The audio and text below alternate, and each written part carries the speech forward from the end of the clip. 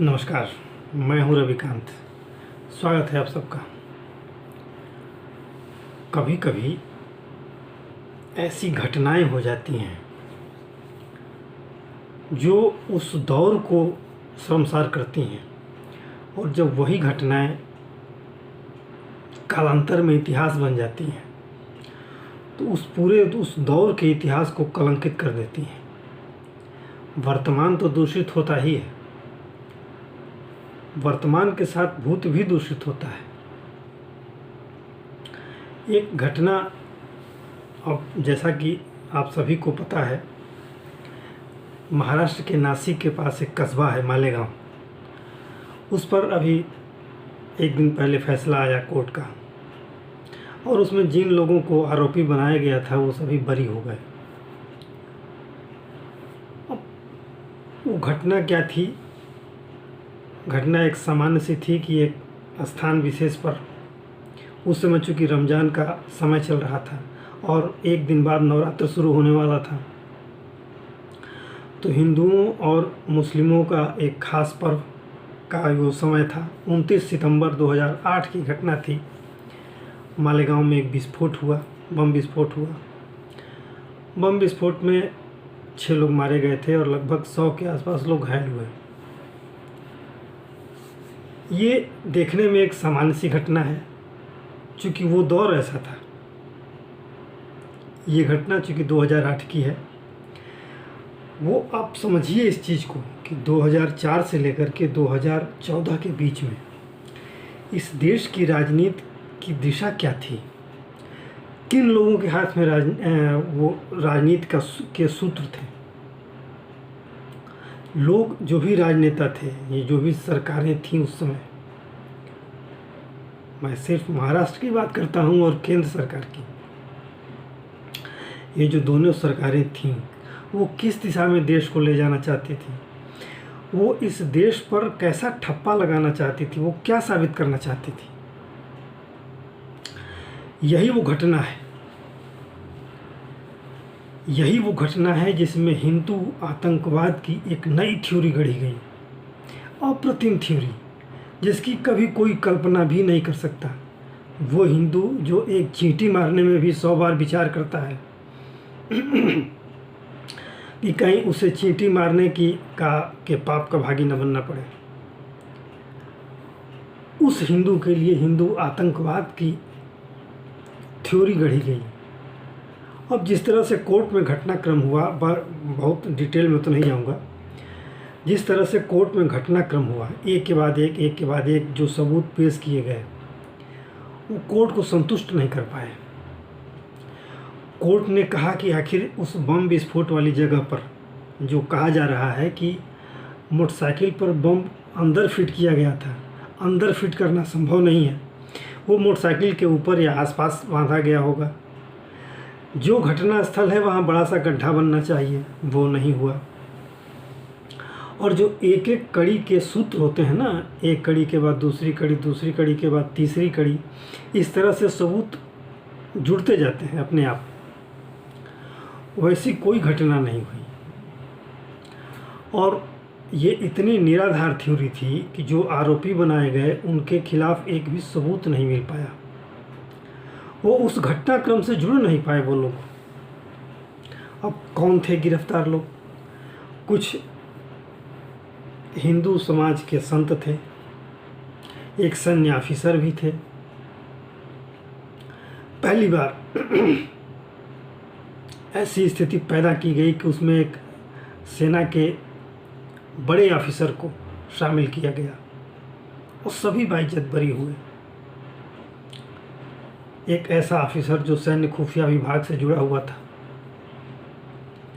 और ये गढ़ी गई, कैसे कहानी गढ़ी गई, आप सिर्फ ये कल्पना करिए कि वो उस दौर की राजनीति 2004 से 2014 के बीच में किस दिशा में जा रही थी, किन लोगों के हाथ में वो राजनीति थी, वो क्या साबित करना चाहते थे। थ्योरी गढ़ी गई हिंदू आतंकवाद की, एक नई थ्योरी थी। संसद में उस समय के गृह मंत्री ने इस कहानी को बताया, गढ़ा, हिंदू आतंकवाद की घटना। अब सोचिए, जो 26/11 की घटना थी, मुंबई जो बम विस्फोट हुआ, उसमें अगर कसाब न पकड़ा जाता है, कसाब चूँकि एक जिंदा आतंकी था जिसे जान पर खेल करके सुरक्षा कर्मियों ने पकड़ा था, अगर वो न पकड़ा गया होता तो जितने भी, उसके अलावा जितने भी आतंकी मारे गए, सबके हाथ में कलावा था, माथे पर तिलक था और कुछ हिंदू धर्म से जुड़ी हुई कुछ और चीज़ें थी। और ये जो मालेगांव का विस्फोट था, अगर वो कसाब न पकड़ा जाता तो ये तो थियरी लगभग सही साबित हो जाती। तो उस दौर के राजनेता, उस दौर के जो शासन और प्रशासन में बैठे हुए लोग थे, वो क्या साबित करना चाहते थे, इस देश को किस दिशा में ले जाना चाहते थे। और इस पूरे हिंदू समाज को, क्योंकि उस दौर में इतनी आतंकी घटनाएं होती थी, इतने विस्फोट होते थे, ऐसे ऐसे संगठन सामने आए थे जिनका एक ही मात्र उद्देश्य था, हिंदुओं के साथ वैरभाव पैदा करना। जहाँ मेल मिलाप की स्थिति है वहाँ ऐसी घटनाएं करना ताकि दोनों में दुराव हो, हिंदू और मुस्लिम में कभी एकता न स्थापित हो पाए। मालेगांव का बम विस्फोट बहुत कुछ कहता है। और जो कोर्ट का फैसला आया, कोर्ट किसी भी विषय पर सहमत नहीं था, और ये सहमत न होना बहुत बड़ी घटना है। वही एक घटना है, मालेगांव की घटना है, जिसमें सीबीआई और आईबी दोनों आमने सामने आ गए थे।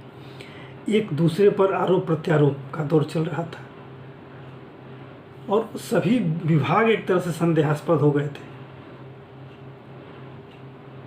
और ये सिर्फ शासन के स्तर पर ही नहीं, प्रशासन में भी ऐसे लोग उस समय थे जिन्होंने ऐसी कोरी बकवास की स्टोरी गढ़ी। अब वो चाहे वो शासन के निर्देश पर हुआ हो या उनके स्वयं की उपज हो, ये तो पता नहीं, लेकिन ये बिल्कुल शर्मनाक घटना थी और शर्मसार करने वाली घटना थी। ये सिर्फ यही बताती है कि जैसे हम लोग इतिहास की पुस्तकों में अनेक घटनाएं ऐसी पाते हैं कि एक बस बहुत सी कहानियां हम पढ़ते या सुनते आए हैं और उसे पढ़ने के बाद ऐसा अनुभव होता है कि वो दौर कैसा रहा होगा। एक नासमझ राजा की कहानी, एक अज्ञानी राजा की कहानी, एक अयोग्य राजा की कहानी, ये इतिहास में भरे पड़े हैं ये कथानक, और ये सत्य घटनाएं हैं। अब सोचिए कि 2004 से 2014 के बीच में किन लोगों के हाथ में शासन था और वो दिशा क्या थी,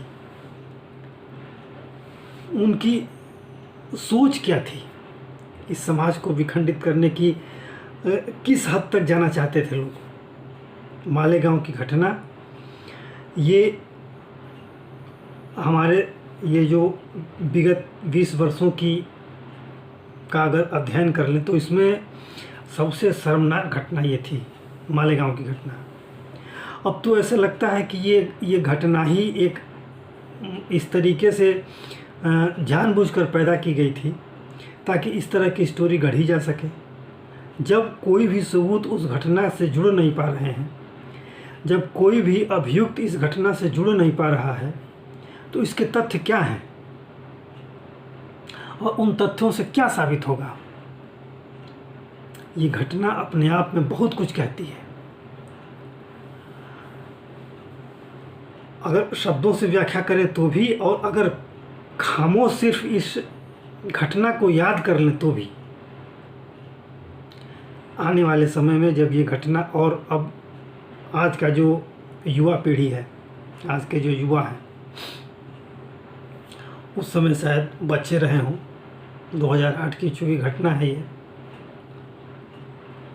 तो उस दौर में और आज के दौर में कितना ज़मीन आसमान का फ़र्क है। आज अगर कोई इस तरह की घटना होती है तो उस पर तत्काल कार्रवाई होती है, और जो भी वस्तुस्थिति होती है वो सबके सामने होती है।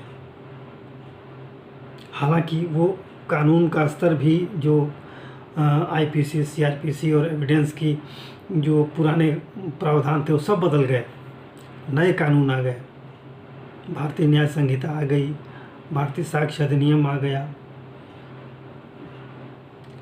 तो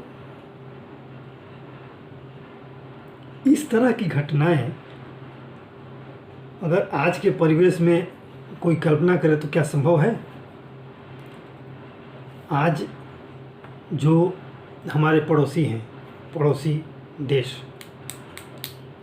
अभी आपने देखा होगा ऑपरेशन सिंदूर के अंतर्गत किस तरह की कार्रवाई की गई भारत के द्वारा, या मोदी सरकार के आने के बाद पाकिस्तान पर किस तरह से कार्रवाई की गई, किस तरह से सर्जिकल स्ट्राइक हुई, एयर स्ट्राइक हुई और उसके बाद ऑपरेशन सिंदूर हुआ।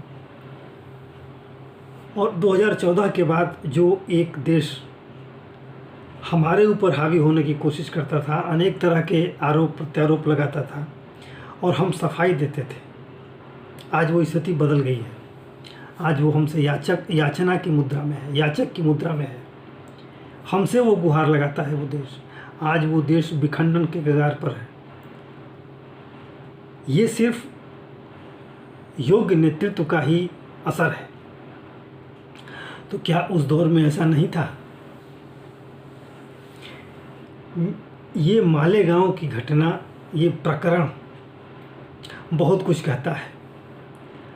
और आज तो शायद ये बहुत छोटी घटना मानी जाए, लेकिन जब इसकी समीक्षा होगी और जब इतिहास में ये दर्ज होगा, आज से 50 साल बाद जब हमारी नई पीढ़ी आएगी, वो इसके बारे में पढ़ेगी, तो जो तथ्य उसके सामने आएंगे, जो बिल्कुल कोरी कल्पनाएं उसके सामने आएंगी, वो निश्चित रूप से उस युवा पीढ़ी के मन को हिला देगी कि इस देश में एक दौर था, उस दौर में ऐसे शासक हुए जिन्होंने इस तरह की घटनाएं गढ़ी। तो इस मालेगांव की घटना को कभी भूलना नहीं चाहिए।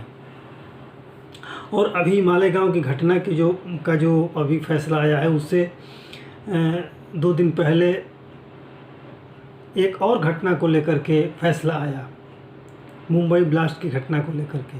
उसमें भी कई आरोपी बरी हो गए। लेकिन अब कुछ लोग इसकी तुलना कर रहे हैं कि मालेगांव की घटना, मुंबई विस्फोट की घटना, दोनों घटनाएं कैसे अपराधी कैसे बरी हो गए। लेकिन दोनों घटनाओं में ज़मीन आसमान का फ़र्क है। अब कानून के जानकार कुछ लोग ये ऐसा भी कह रहे हैं कि वहाँ अपराधी बरी हो गए और यहाँ निर्दोष बरी हुए। अब उसमें बहुत डिटेल जाने की आवश्यकता नहीं है। आप सिर्फ इस घटना को याद करिए और कौन लोग गिरफ्तार हुए, किन लोगों पर कौन लोग प्रताड़ना का शिकार हुए। जो अभियुक्त बना करके गिरफ्तार किए गए थे वो एक सन्यासी थे, कोई सैन्य ऑफिसर था, और उन्हें जो प्रताड़ना झेलनी पड़ी, एक महिला सन्यासी के साथ इस तरह के बर्ताव किए गए, उसे कौन कौन सी प्रताड़ना दी गई, अब वो यहाँ उल्लेख करने वाली बात नहीं है। आप सिर्फ उस चीज़ को सोचिए, उसके बारे में। आज भी वो महिला सन्यासी बीमार की स्थिति में है, और वो जो दौर है, अगर उसको वो ऐसे लोग जब इस चीज़ को सुनते हैं, उसके सगे संबंधी जब इस बात को सुनते हैं, याद करते हैं, तो सिहर उठते हैं। समाज के भी संवेदनशील लोग जब उन घटनाओं का स्मरण करते हैं तो उनके रोंगटे खड़े हो जाते हैं। इस तरह की घटनाएं और इस तरह का दौर, ये समाज को एक नया सबक देता है, समय को एक नया सबक देता है। तो ऐसी घटनाओं को याद रखना चाहिए, और इनके परिणाम किस हद तक विभत्स हो सकते हैं, इसको भी याद रखना चाहिए। तो आज के लिए इतनी आशा है ये आपको वीडियो अच्छा लगा होगा।